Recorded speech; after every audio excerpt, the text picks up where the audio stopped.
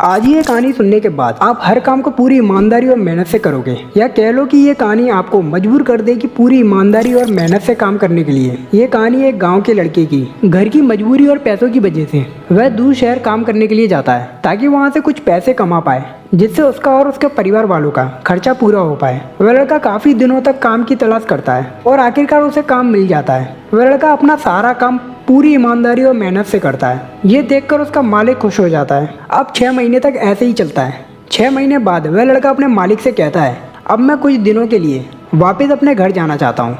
और उस लड़के को पूरी उम्मीद थी कि उसका मालिक उसे घर जाने से मना नहीं करेगा, लेकिन उस लड़के की सोच के विपरीत उसका मालिक कहता है, नहीं, तुम्हें 2 महीने का थोड़ा और काम करना है और फिर उसके बाद अपने घर जा सकते हो।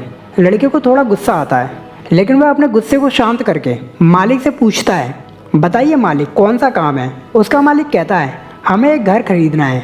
तुम पूरे शहर में घूमो और तुम्हें जो सबसे अच्छा घर लगे वह घर खरीद लो, और जैसे ही ये काम खत्म हो जाए तुम वापस अपने घर कुछ दिनों के लिए जा सकते हो।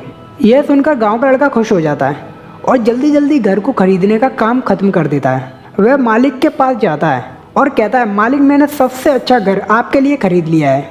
मालिक हैरान हो जाता है और कहता है, सिर्फ 10 दिनों में तुमने अच्छा सा घर खरीद भी लिया। मालिक खुश होकर कहता है कि अब से तुम हमेशा अपने परिवार के साथ ही रहोगे। जो घर मैंने तुम्हें खरीदने के लिए कहा था वह घर तुम्हारे और तुम्हारे परिवार के लिए मेरी तरफ से गिफ्ट है।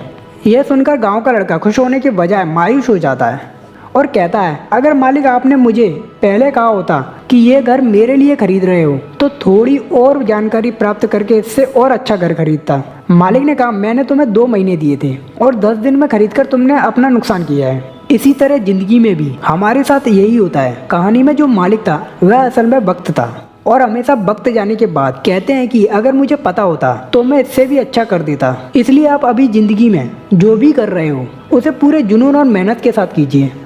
क्या पता आप आज जो काम कर रहे हो वो आने वाले समय में आपकी ज़िंदगी बदल दे।